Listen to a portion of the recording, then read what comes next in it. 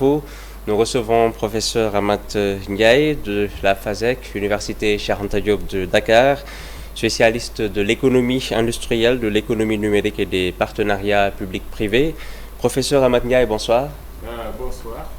Depuis plusieurs mois, les signaux d'alerte se multiplient sur la trajectoire financière du Sénégal. Vous êtes enseignant-chercheur à la Faculté des sciences économiques et de gestion de l'Université Cheikh Anta Diop de Dakar. Professeur, vous écrivez que l'État fait face à un déficit budgétaire élevé, une dette publique excessivement lourde, un service de la dette absorbant une part croissante des recettes fiscales, une dépendance permanente au refinancement et une dégradation de la confiance des investisseurs. Pouvez-vous nous expliquer?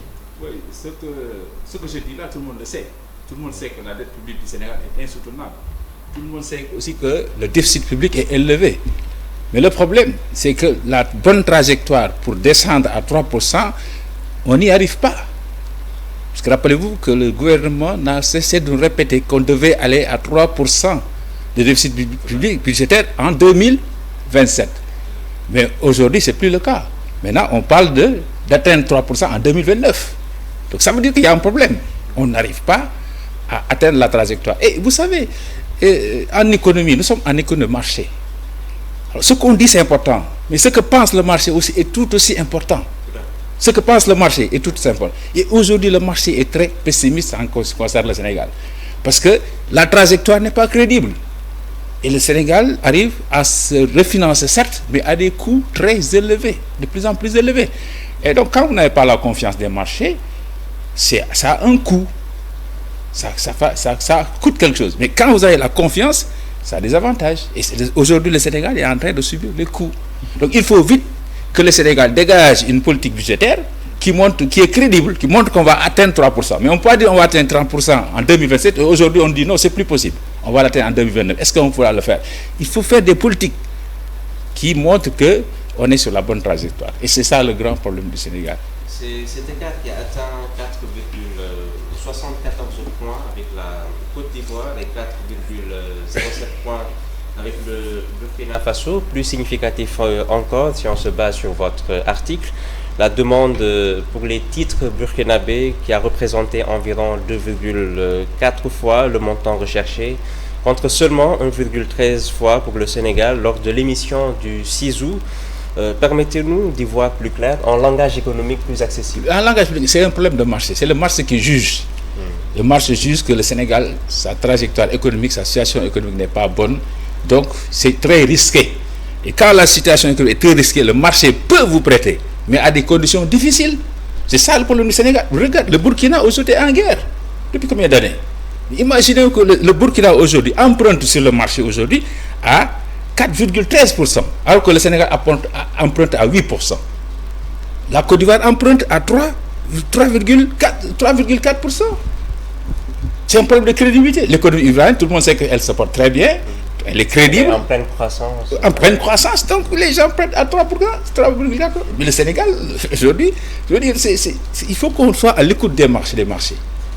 Et là, le Sénégal a un problème de crédibilité. Effectivement, il y a beaucoup de problèmes dans l'économie. On n'arrive pas à avoir la bonne trajectoire pour les budgets. C'est-à-dire qu'on n'arrive pas à redresser l'économie. Le presse a montré ses limites. Le presse qui était censé redresser les limites a presque échoué. Parce que le presse, au lieu d'atteindre, par exemple, n'a atteint que 2% de ses objectifs en 2025. 2% des recettes seulement qui étaient prévues. Donc il y a un problème à ce niveau-là, au niveau du budget. Le taux de croissance, il est très faible. Il va aller entre 2,2% et 2,5% selon les prévisions du gouvernement et du FMI. 2,5%, c'est la catastrophe. C'est des taux de croissance qu'on avait avant Abdoulaye Wade. C'est très grave. Donc tout ça fait que le Sénégal a du mal à repartir. Donc il faut vite faire les réformes. Il faut les faire. L'économie est malade. Est-ce que selon vous, à un moment, les discours que les hommes politiques ont tenus à participer à ne pas relancer l'économie? Non, c'est-à-dire que aujourd'hui, je crois que les enjeux politico-politiciens dominent la vie des affaires au Sénégal. Et ça, c'est dommage. Alors qu'on devrait se préoccuper de l'économie, de la santé, de l'éducation, du redressement économique. On devrait parler de ça. trouver des solutions. La mévente du riz, la mévente de l'arachide. Mais c'est des problèmes concrets qu'il faut adresser, qu'il faut régler. Et on n'en parle pas. C'est ça le problème. Et à chaque fois, donc, les marchés nous sanctionnent. Nous sanctionnent pour ça. Professeur, qu'est-ce qu'une adjudication?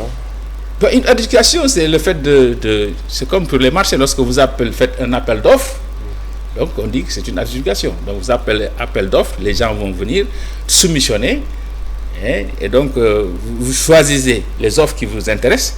Et voilà, c'est comme dans les marchés publics, quoi. Oui. Et souvent, ça peut survenir dans un cadre judiciaire avec l'intervention d'un juge. Non, les adjudications se passent c'est sur le marché de l'UEMOA, c'est le marché des financiers de l'UEMOA. Alors que l'État du Sénégal, fait un appel d'offres, dit que voilà, je veux tant de milliards, qui est prêt à me prêter. Et les gens, les banques viennent dire, voilà, nous, on peut vous prêter à 2%, à 5%, d'autres disent 6%, d'autres disent 7%. Et le Sénégal choisit. Mais quand le Sénégal, actuellement, comme il n'y a pas de confiance, quand le Sénégal dit qu'il veut emprunter, les gens viennent. Mais comme il y a le risque qui est élevé, les gens proposent des maturités qui sont très courtes. Si vous regardez, analysez ce qui se passe sur le marché aujourd'hui, les banques ne veulent pas prêter au Sénégal au-delà d'un an. C'est concentré sur il est arrivé même la dernière fois qu'on ait eu des offres de 6 mois. Ça, on ne peut pas financer un État financer un État avec des financements courts. Il faut des financements longs, sur 20 et sur 30 ans, pour que l'État puisse se faire. Mais ça, c'est pas possible, parce que ça, on ne peut l'obtenir que si on va sur le marché international. Et le marché international nous est fermé. Et vous dites que l'adjudication du 14 août apporte un élément supplémentaire particulièrement troublant. Sur 70 milliards recherchés, le Sénégal a reçu environ 110 milliards de soumissions et on a retenu 77 milliards, mais le Trésor a retenu 54,4 milliards à un an. Oui. Qu'est-ce que ça dit? Oui, parce que le Trésor va toujours essayer de prendre les offres qu'il arrange. Mais ce qu'il y a eu la dernière fois, ce qui s'est passé le 14 dernier, c'est vraiment spécifique, c'est que le Sénégal a rejeté beaucoup d'offres de 3 ans. C'est-à-dire qu'on veut lui présenter de l'argent sur 3 ans, remboursable dans 3 ans. Mais le Sénégal a beaucoup refusé ces offres-là. Parce qu'il y a un problème, c'est les TRS qui sont là. Et là, c'est un truc plus complexe, parce que les TRS ont été garantis par des obligations, des obligations de 3 ans. Alors, lorsque les banques font des offres où des taux d'intérêt sont élevés, le gouvernement ne peut pas le prendre. Parce que si le gouvernement prend ces offres-là, ceux avec qui il a signé des contrats de TRS, on lui dit, tiens, vos valeurs, les obligations de 3 ans ont perdu de la valeur. Donc il y a ce qu'on appelle en école les appels de marge. Et c'est ça, le gouvernement a peur de ça. Donc ce qui fait que... C'est comme un piège finalement. Enfin, oui, c'est une épée de Damoclès. Ouais. C'est un épée de Damoclès. C'est-à-dire qu'on doit faire très attention sur les emprunts d'obligations de 3 ans. Parce que là, les TRS, les fameux TRS sont garantis par des obligations de 3 ans. Donc ces obligations-là, leur valeur doit rester stable. Mais si le marché demande des taux d'intérêt élevés, ceux avec qui on a signé ces TRS-là vont demander à ce que le Sénégal augmente de garantie, ce qu'on appelle les appels de marge. Et ça, c'est immédiat. Alors, si ça monte au-delà de certains taux d'intérêt, dans les contrats, on dit, bon, il faut vite donner de l'argent liquide tout de suite. Il faut augmenter la garantie. Et c'est pour ça que le Sénégal a beaucoup rejeté, le 14, les OAT de 3 ans. Ouais. Ouais. Professeur Amat, le problème n'est donc pas encore l'impossibilité pour le Sénégal d'emprunter. La véritable question, selon vous, c'est à quel prix et pour quelle durée, finalement? Non, le problème, c'est pas emprunter. On peut tous emprunter, mais le Sénégal aujourd'hui est pris, pas seulement dans un cercle vicieux, mais dans une spirale infernale. C'est-à-dire qu'on est obligé d'emprunter, mais à des coûts toujours plus élevés et à des maturités plus courtes. Et ça, c'est pas bon pour un État. On ne respire pas. On ne respire pas. Et c'est ça qui est arrivé au Sénégal. Donc, il faut casser cette spirale-là. Il faut la casser. Et pour la casser, il n'y a rien d'autre à faire que de restructurer sa dette. Justement, donc vous en arrivez à la conclusion que les dernières adjudications confirment que la restructuration de la dette devient inévitable. À mon avis, parce que tous les signaux montre que parce que je veux dire, c'est un fardeau trop lourd. On le traîne, malgré nous, on ne peut pas supporter ces charges financières-là. C'est un coût de plus en plus élevé. Ça, je ne pouvais pas vous imaginer ce que les intérêts nous coûtent chaque année. Les intérêts nous coûtent 1300 milliards, 1400 milliards. Que les intérêts. C'est trop. C'est beaucoup. C'est les budgets de l'enseignement supérieur, de la santé, de la culture réunis. Ces intérêts qu'on paye sur la sont élevés. Mais les intérêts là seront toujours croissants tant que le Sénégal est dans cette situation. Parce que quand vous n'avez pas la confiance des marchés, on vous prête, mais à des coûts élevés. C'est ça le problème du Sénégal. Il faut qu'on sorte de ça. Et pour sortir de ça, il faut dire, basta, cette dette-là, on va négocier. On va négocier comment rembourser à long terme. On va faire une restructuration ordonnée. Pour ça, parce que là, c'est plus possible, on ne tient plus. Tous les investissements sacrifiés, il y a beaucoup de tensions de trésorerie, mais c'est lié à ça. Donc le pays et les marchés s'attendent à ce que le Sénégal restructure. Les marchés s'attendent à ça. C'est pour ça que, c'est compliqué. Donc la crise est palpable, bien ressentie par la majorité des Sénégalais. Quel chemin pour sortir durablement de la crise dans la durée? Comment gérer? Vous savez, le Sénégal, l'économie est malade.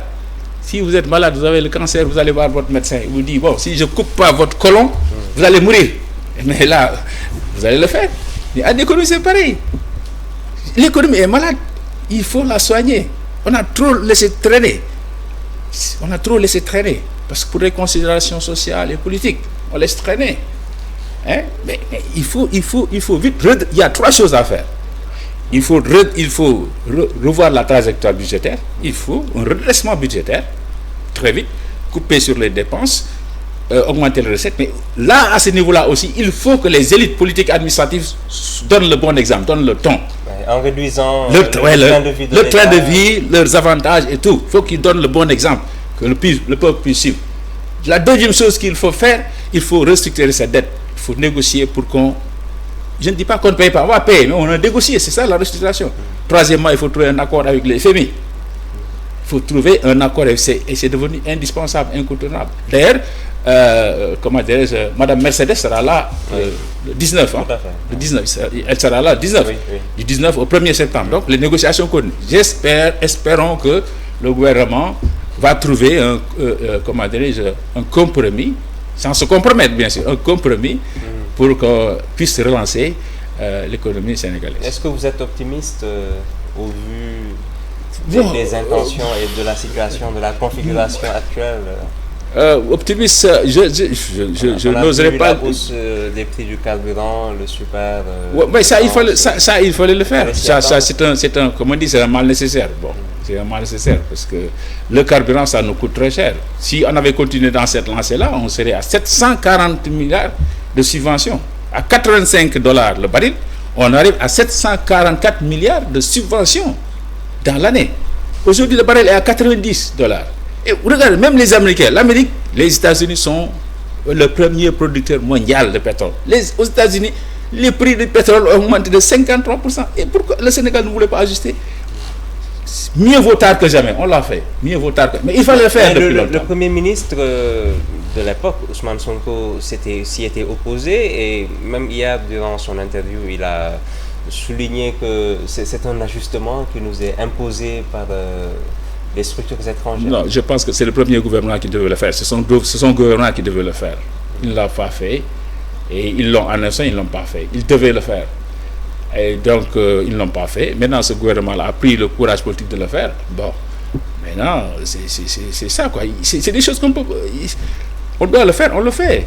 Donc, je pense qu'il n'y a rien à dire à ce niveau. Maintenant, il y a des mesures d'accompagnement. Vous savez, au Sénégal, le problème est global. C'est-à-dire qu'on est en train de faire des solutions parcellaires, par-ci, par-là. Il faut prendre le problème économique globalement. Regardez tous les problèmes. Faire un plan national de redressement économique. Un plan national où tout le monde est impliqué. On dit, voilà ce qu'on doit faire pour ce pays. Il y a des sacrifices à faire. Il faut le faire. Tout le monde doit s'y mettre. Les plus riches, ceux qui ont plus de moyens, vont supporter la plus grande charge. Les plus faibles seront protégés. Mais c'est à ce prix-là qu'on redressera l'économie de ce pays-là, ensemble, dans la solidarité. Voilà. Je crois que moi, c'est mon point de vue. Merci infiniment, professeur Amath Ndiaye. Vous êtes enseignant-chercheur à la Faculté des sciences économiques et de gestion de l'UCAD, spécialiste de l'économie industrielle, de l'économie numérique et des partenariats publics-privés. Merci infiniment d'être passé. Merci beaucoup, c'est un plaisir. Merci à vous de nous avoir suivis. Restez en compagnie des programmes de la télévision Futur Média. À demain 20h.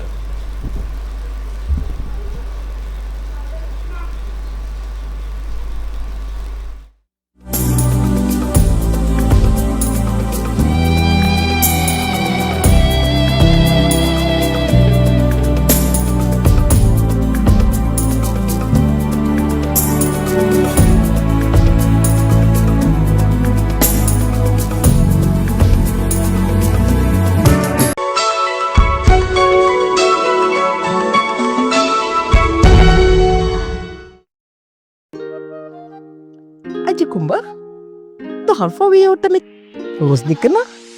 xale yi lu ngeen bëgg nekkee.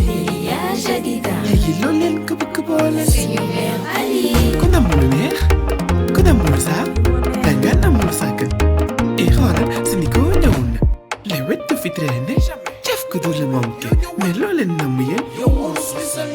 ku namul lu neex ku namul saa danga namul sàggan et xoolal suñu ko ñëw na. Macaroni, vermicelle, spaghetti torsade. Boo amee lu neex kaa ñu tàkkamtiku ndekki añ ma reer kenn dootul si suuf. Delia dakk si chocolat, te flécha dakk ci warga.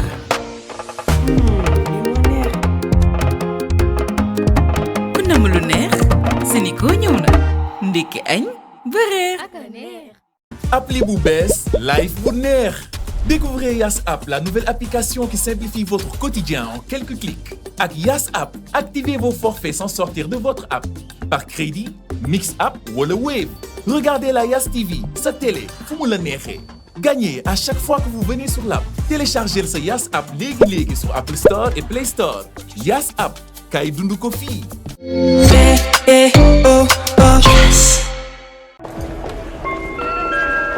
Les passagers du vol Samsung à destination de Galaxy Impact sont priés de se présenter immédiatement à la porte d'embarquement GZF8.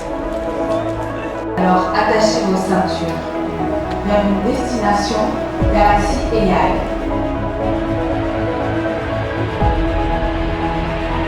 La technologie doit tout le temps faciliter la vie des clients.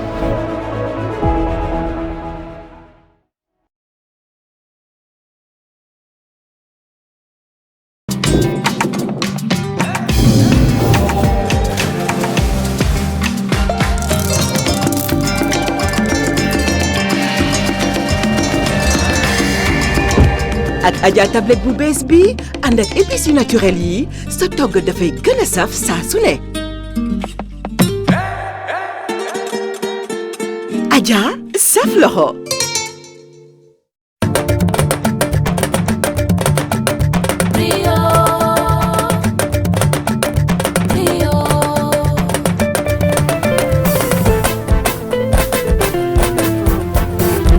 Couscous bi neex dina may jigéen ci biir waañ mooy vegan taamu naa ko brio moo fi man